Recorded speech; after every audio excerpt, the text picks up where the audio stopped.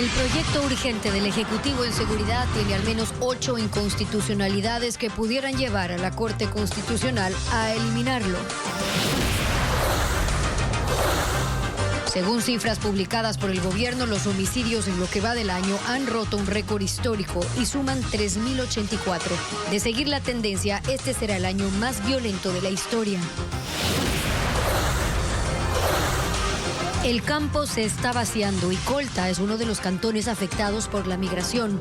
Unas 15.000 personas lo han dejado y los ancianos tienen que seguir trabajando para sostenerse.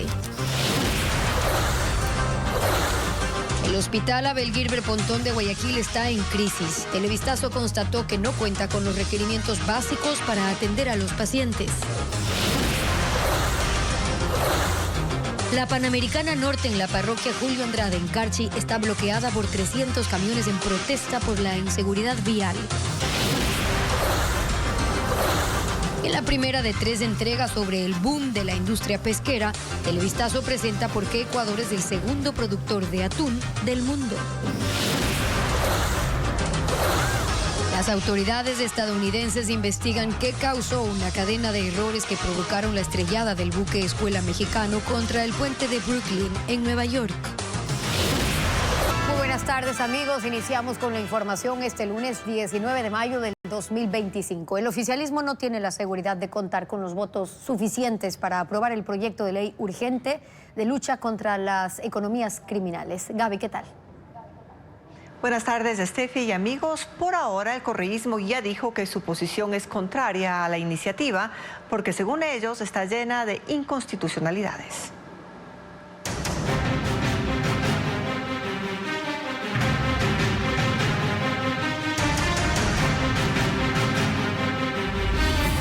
Economía criminal, un proyecto polémico.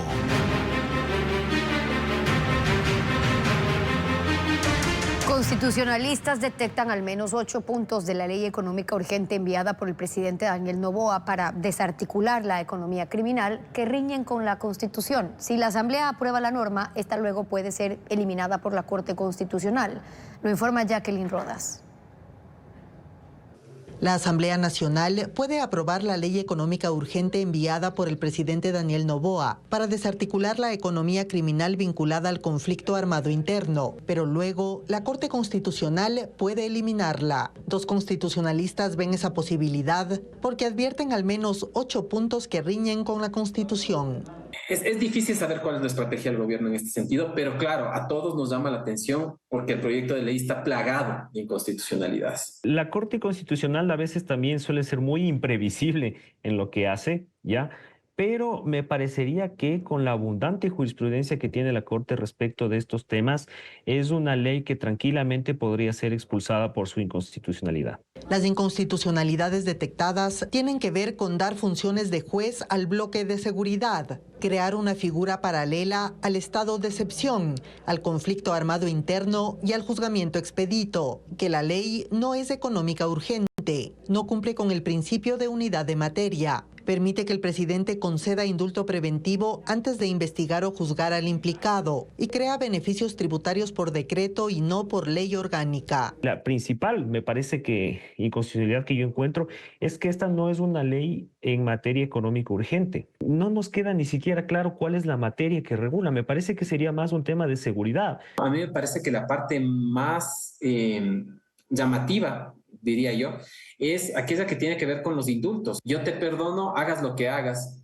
y no importa cuáles son las consecuencias de lo que hiciste. Y eso sí es bastante grave. Sobre todo considerando los antecedentes que tenemos, ¿no? El tema de los niños de las Malvinas, a mí me parece que debería ser un asunto que deberíamos considerar. Publicada la ley, cualquier persona puede presentar una demanda de inconstitucionalidad. Si es aceptada, la Corte puede anular los artículos demandados o toda la ley. Los homicidios intencionales, secuestros y extorsiones han incrementado exponencialmente desde 2022. El gobierno mostró las cifras en su proyecto de ley urgente y Fabiola Santana las detalla en el siguiente informe. En los considerandos del proyecto urgente, el gobierno publica las cifras de homicidios, secuestros y extorsiones en el país. Los homicidios incrementan de manera sostenida desde 2022 y en lo que va de 2025 han roto récord. En 2022 hubo 4.886, en 2023 8.248, 69% más. En 2024 7.033, una leve disminución pero sobre los niveles históricos. Y en este año hasta abril van 3.084. Esta última cifra para el gobierno representa una estabilización, sin embargo es la más alta en este periodo comparado con otros años. Y si la tendencia continúa, el 2025 puede cerrar con más de 9.000 homicidios. Según el gobierno, el 94% de las muertes responde a la violencia criminal, especialmente en 4 provincias, Guaya, Los Ríos, Manabí y Esmeraldas. En lo que va de 2025, esta última es la más afectada, registra 1.500 de los 3.000 asesinados. Según el gobierno, esos territorios son corredores estratégicos para el narcotráfico, contrabando, tráfico de armas y rutas marítimas de exportación ilícita. Su disputa genera violencia. Otros delitos también se incrementaron. Las extorsiones se triplicaron desde 2022. En ese año hubo 6.651 casos, en 2023 17.597 y en 2024 20.293. En lo que va de 2025 4.569 casos. Los secuestros crecieron en un 193.8% en 2 años. En 2022 hubo 713 casos, en 2023 1.372, en 2024 2.095 y hasta abril de 2025 692. Los secuestros extorsivos han registrado un crecimiento acumulado del 150%. En 2022 hubo 581, en 2023 1.146, en 2024 1.457 y hasta abril de este año 417.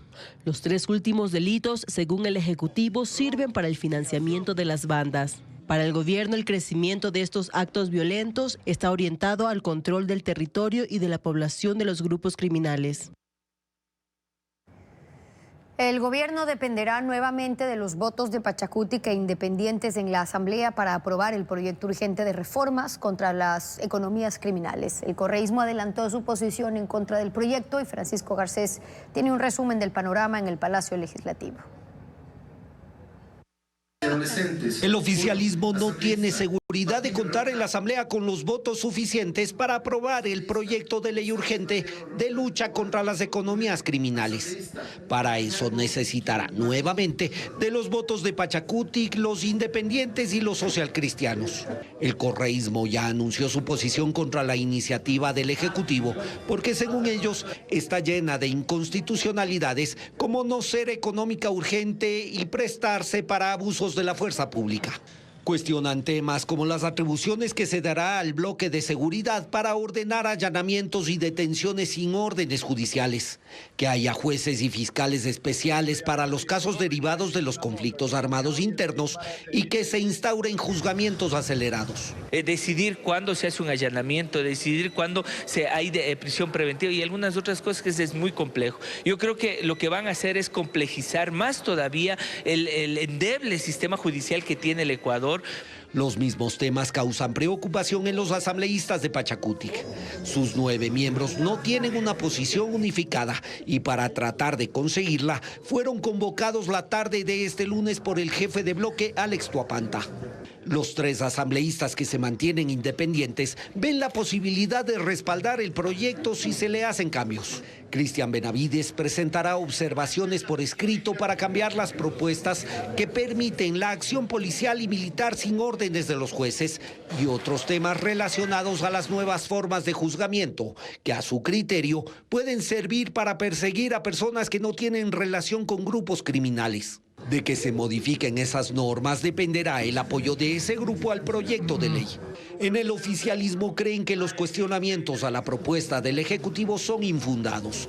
La ley, en su visión, no es inconstitucional, pero admiten que durante el debate puede ser mejorada. Está bien y es correcto que existan posturas diferenciadas, pero estas posturas diferentes que permitan enriquecer el debate y permitan enriquecer el proyecto de ley, que es lo que todos y todas aspiramos, y que no desde ahora se empiecen a poner y darle espaldas al pueblo ecuatoriano y a proteger a cierto grupo de criminales.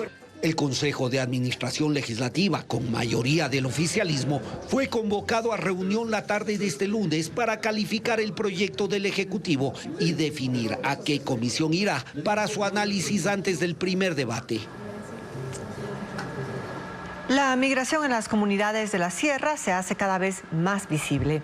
En el Cantón Colta, en la última década, 15.000 personas salieron por falta de oportunidades.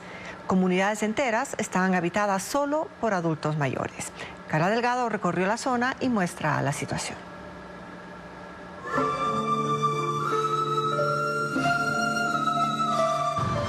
El silencio es revelador en la comunidad Pardo Troje, en el Cantón Colta, en Chimborazo.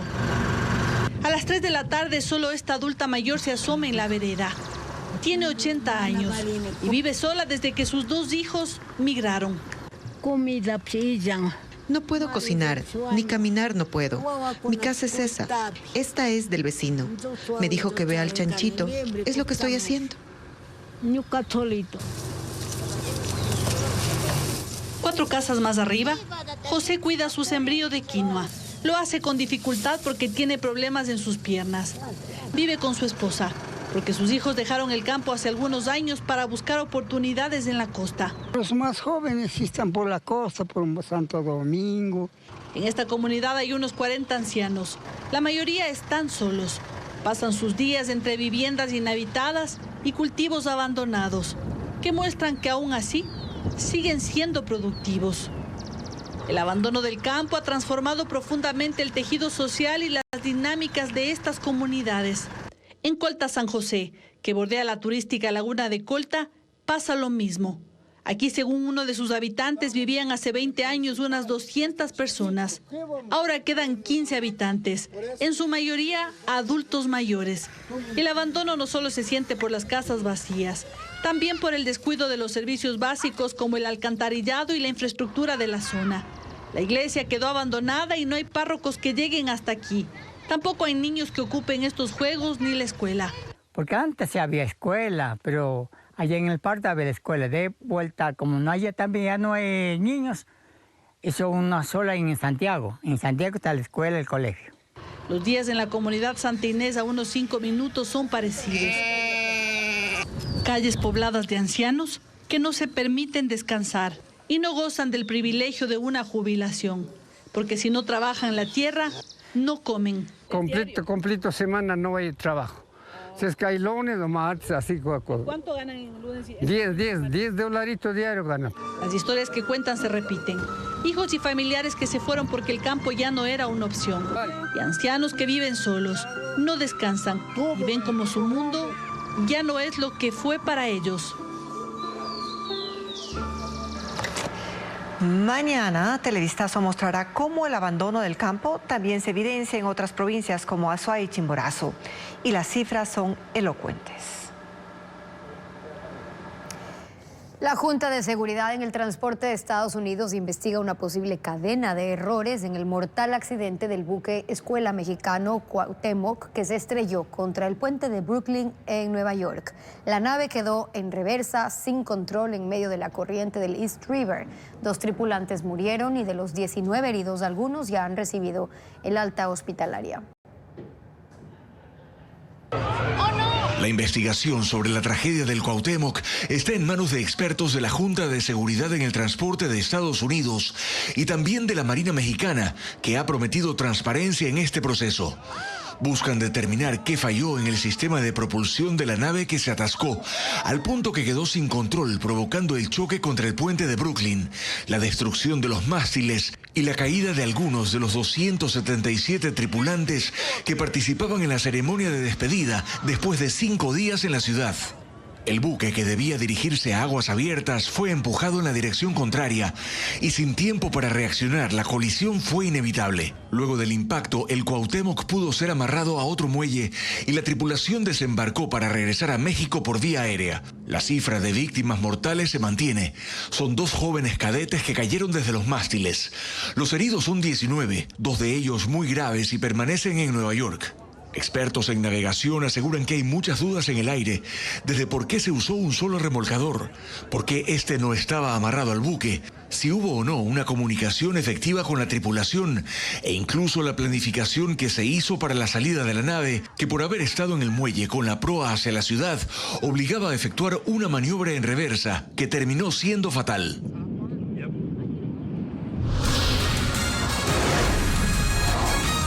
En breve, el Hospital Abel Gilbert Pontón de Guayaquil está en crisis. Incluso la esterilización de implementos quirúrgicos, que es algo básico, no se puede hacer y el personal debe llevarlos a otras clínicas a diario. El informe al volver de la pausa.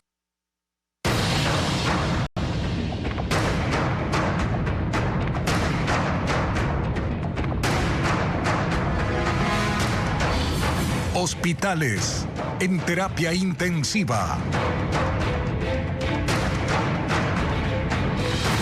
El Hospital Abel Gilbert Pontón agoniza, no se puede esterilizar ni los implementos quirúrgicos y el personal debe llevarlos a diario a otras clínicas para que les ayuden. Equipos dañados, goteras y fallas en el quirófano se suman a la falta de medicinas. Luis Alfredo Zúñiga preparó un informe. El Hospital Guayaquil Dr. Abel Gilbert Pontón del Ministerio de Salud es considerado como de referencia en la región. Recibe al menos 1000 personas a diario en consulta externa y emergencia y tiene más de 350 camas. Sin embargo, para miles de pacientes, entrar se ha vuelto un suplicio. Televistazo tuvo acceso a videos que lo confirman. En nefrología, a los familiares le piden hasta los tubos para muestras de sangre, porque aquí no tienen cómo hacer ciertos procedimientos. ¿Qué es lo que hacemos? Le extraemos la muestra de sangre, se le damos el tubo con la muestra de sangre y usted se la lleva. Y no, es la respuesta frecuente en el laboratorio al momento de preguntar por un examen. ¿Hay función hepática? No. ¿Función renal? Me dice el doctor si es que hay urea, creatinina. No tenemos por el momento. Es la misma respuesta para quienes buscan tomografías. Tomografía de tórax, ¿sí puedo hacer aquí? No, aquí el equipo está en servicio. Al hospital llegan los pacientes y familiares con las medicinas e insumos que no les dan dentro. Comprando gasas, agujas, sonda. No hay rayos X para hacer una dentometría. Las cirugías tienen un obstáculo a diario. Este noticiero constató que en el hospital no hay la capacidad para esterilizar sus implementos quirúrgicos. Desde finales de 2024, rutinariamente un vehículo se los lleva en fundas negras a otras clínicas para desinfectarlos. Este viernes lo hicieron en el Hospital del Guasmo. Y hay más. Este es un informe de mayo al que accedió Televistazo y evidencia el mal estado de la unidad de cuidados intensivos 2.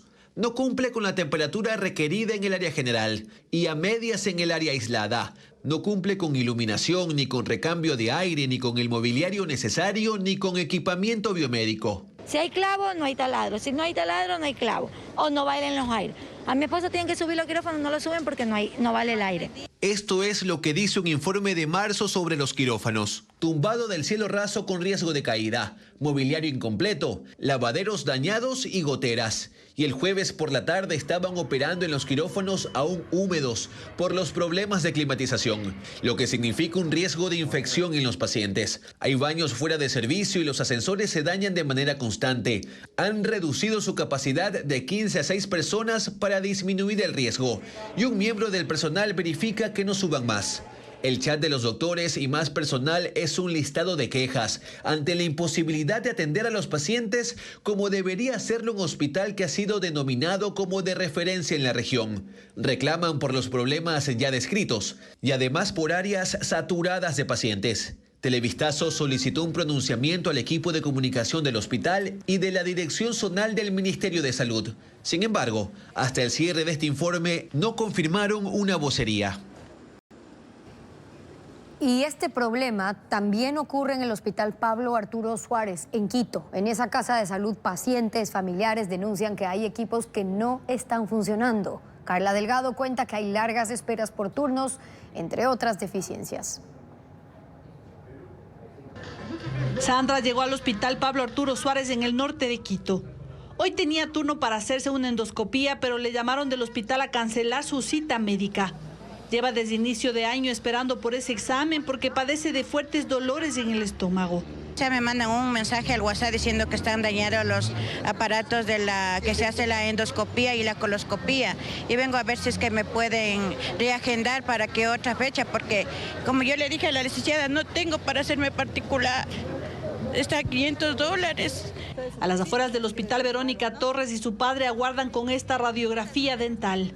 Tienen cita este lunes, pero le han puesto como condición traer los resultados del examen que tampoco le pudieron hacer en el hospital. Debería haber todo adentro, porque imagínense, a veces uno se está con las justas y que nos manden a hacer afuera no está algo simple. Ajá.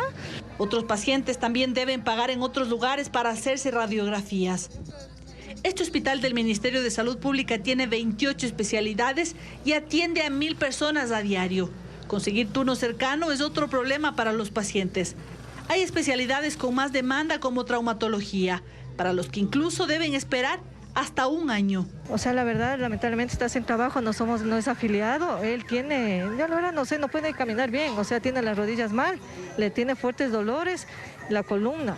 No fue posible hablar con el gerente de este hospital del Ministerio de Salud, cuya situación no es para nada excepcional por la falta de medicamentos, equipos y turnos.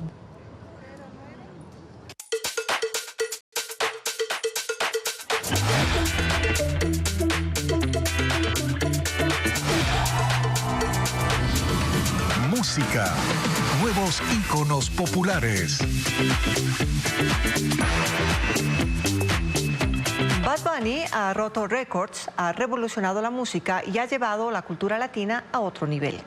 En solo una década, el puertorriqueño se ha convertido en el artista latino más escuchado del mundo. ¿Qué hay detrás de este fenómeno global?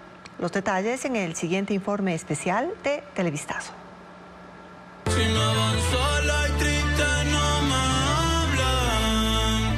Y a veces es dolce, a veces es vulgar. Y cuando te lo quito, después de los paris la...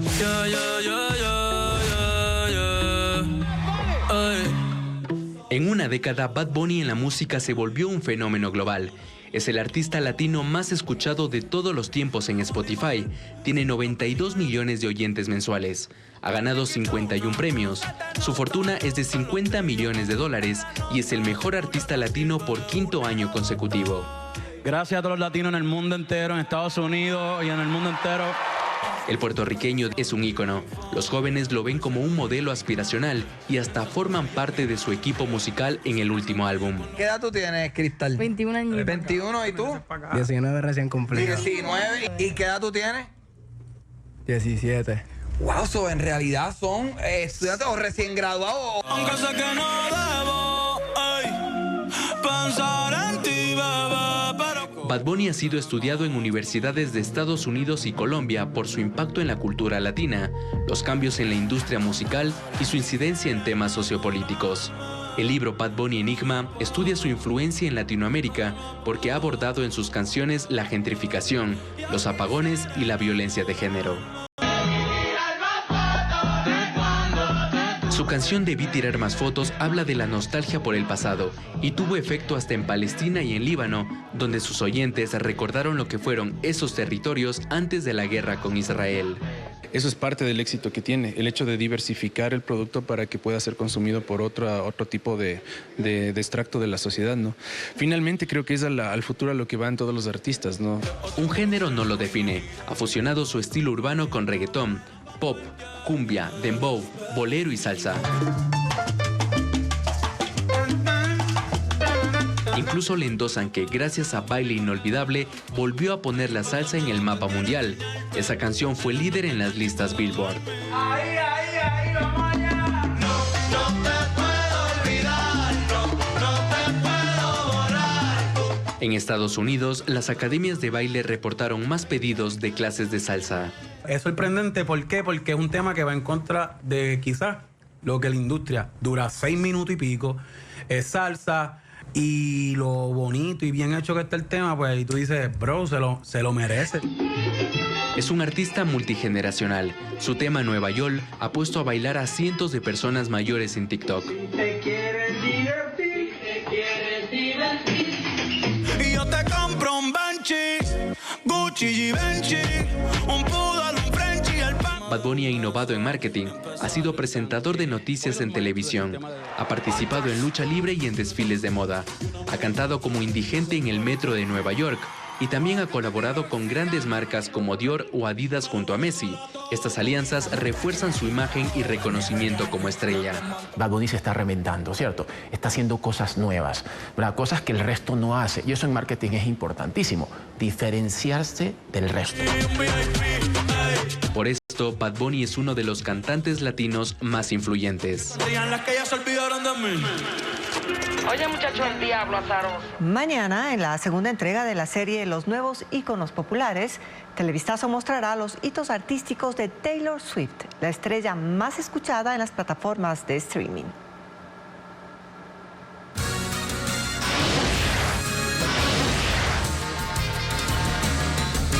Más adelante en Televistazo, la vía panamericana norte en Carchi permanece bloqueada por una protesta.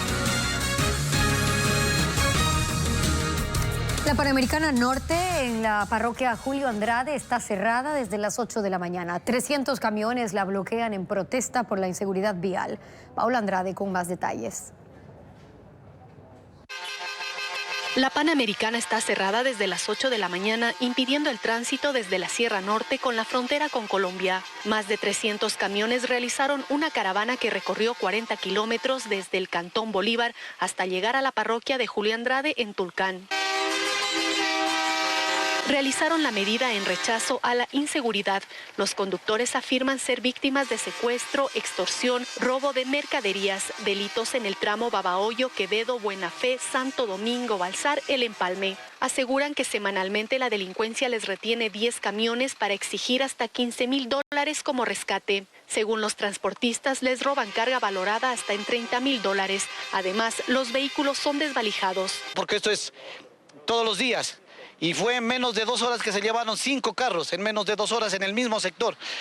Y imagínense que fueron 5 familias en las que estábamos con el alma en un hilo, sin saber de los conductores, sin saber de las unidades. Muchos de nosotros perdimos las unidades, se perdió la mercadería.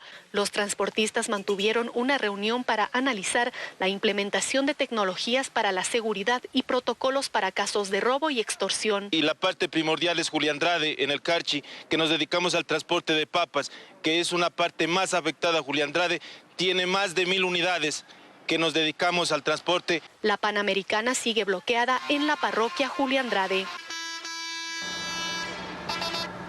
El sector pesquero nacional reportó en el 2024 un crecimiento del 20% en sus exportaciones. Ecuador no solo es el segundo país productor de atún en el mundo, sino que además se ha convertido en un hub de procesamiento de pescado, lo cual ha provocado que sea una industria con un intensivo requerimiento de mano de obra. El año pasado contribuyó con más de 300 millones en impuestos a la caja fiscal. Cuando se habla de pesca en el mundo, el nombre de Ecuador suena fuerte. Es el segundo productor mundial de atún, capturó el 48% de la especie que se pescó en el Pacífico Oriental. 480,000 toneladas, volumen superior al que lograron las flotas de México y Estados Unidos. La flota ecuatoriana está compuesta por 110 barcos con una capacidad de carga que va desde las 300 hasta las 1.800 toneladas. La pesquera es una actividad industrial que no exporta materia prima sino productos acabados.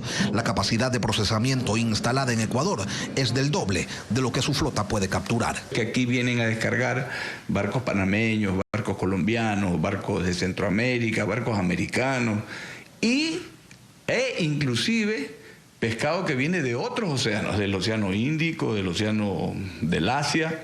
A Ecuador, ser un hub de procesamiento de pescado le permitió en el 2024 tener exportaciones por $2.257 millones, un crecimiento interanual del 20,3%. De ese valor, 1.587 millones corresponden a lomos y conservas de atún, un 27% más que en 2023. Y si a esos valores se le incorpora el consumo interno, habría que sumarle 1.500 millones. Ese es el tamaño del negocio. Tener una capacidad de procesamiento que duplica los volúmenes locales de captura tiene algunas razones. La laboral es una de ellas. Usted no podría, con el régimen laboral que tenemos, Lenin, tener una plantilla de 3.000 trabajadores cruzados de brazos sin pescado. Entonces usted tiene que tener pescado para los 12 meses del año. En esto incide que el sector atunero tiene 2 vedas al año de 72 días cada una. De allí la necesidad de tener pescado en inventario para seguir trabajando y atendiendo los requerimientos de los mercados. Hay que tomar en cuenta que el pescado que se recepta de otras flotas no se lo puede vender como producto ecuatoriano en mercados como el europeo, donde se coloca el 47% del total exportado. Allá tienen estrictas normas de origen y los productos deben provenir de barcos ecuatorianos con un 75% de tripulación nacional, entre otros requisitos. Ese pescado es premium. El resto se lo coloca en otros mercados que no tienen normas de origen. América Latina capta el 25% de las exportaciones. La consolidación de la industria pesquera tiene un impacto importante en el empleo. La actividad requiere mucha mano de obra tecnificada y diversa. Hoy, la nómina del sector asciende a 58.000 personas y si se amplía la mirada hacia la cadena productiva, ese valor puede llegar a multiplicarse por 4. Mañana, en la segunda entrega de esta serie, Televistazo mostrará cómo la industria pesquera nacional aplica los más altos estándares de cuidado ambiental para ingresar a los mercados internacionales más exigentes.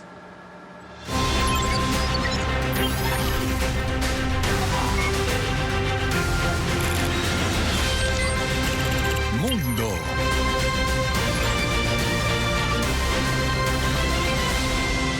Los presidentes de Estados Unidos, Donald Trump, y de Rusia, Vladimir Putin, tuvieron hoy una conversación directa sobre el futuro de Ucrania. La Casa Blanca confirmó que hubo un diálogo telefónico con él y con otras partes involucradas en este conflicto.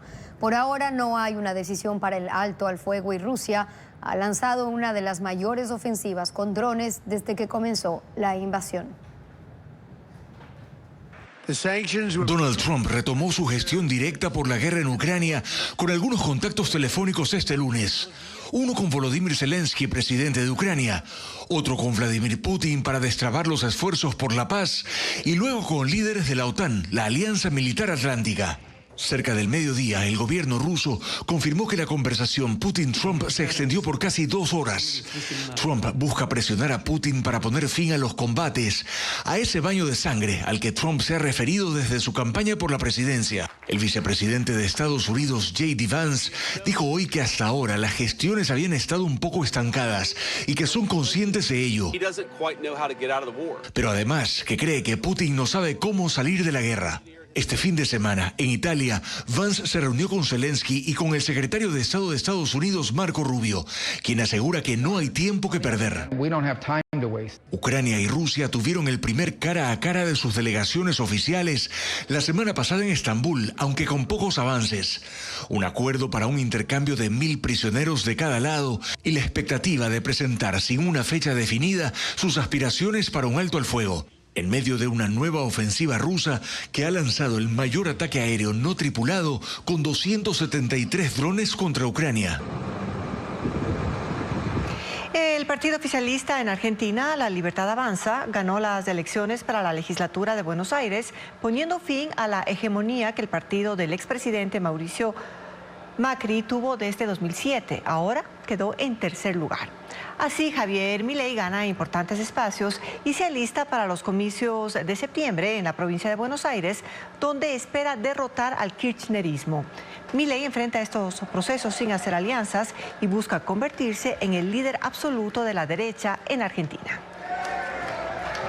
Al menos 20 tornados arrasaron con edificios y viviendas en comunidades de los estados de Texas, Oklahoma, Colorado y Kansas. Fueron parte de un sistema de tormentas severas que se mantiene activo desde el pasado viernes en Estados Unidos. Ileana Suárez nos informa. En Colorado, las poblaciones de Watkins y Bennett fueron azotadas por tornados que dañaron múltiples edificios y el tendido eléctrico, dejando a cientos de personas sin energía y provocando interrupciones en las comunicaciones locales. En Texas, la ciudad de Cisco fue impactada directamente por un tornado que causó daños estructurales. En Gordon, otro fenómeno dejó una estela de destrucción en la infraestructura local y provocó al menos 4 hospitalizaciones por heridas graves. Uno de los estados más golpeados fue Kansas. La situación más dramática se vivió en Plevna, donde al menos 3 tornados de categoría 2 impactaron la región. Uno de ellos alcanzó más de 1 kilómetro de diámetro. Otro tornado fue reportado en la localidad de Kiowa y otro más cerca de Grinnell, que dejó varios tráilers dañados cerca de una carretera interestatal. La situación general se agrava después de que 25 personas murieron entre el viernes y el sábado por varios tornados reportados en Missouri y en Kentucky, donde las labores de rescate continúan. El Centro de Predicción de Tormentas advierte que el clima severo persistirá hasta esta noche, con altas probabilidades de nuevos tornados, granizo de gran tamaño y ráfagas de viento. Las alertas se mantienen activas para regiones del medio oeste y el sur de Estados Unidos.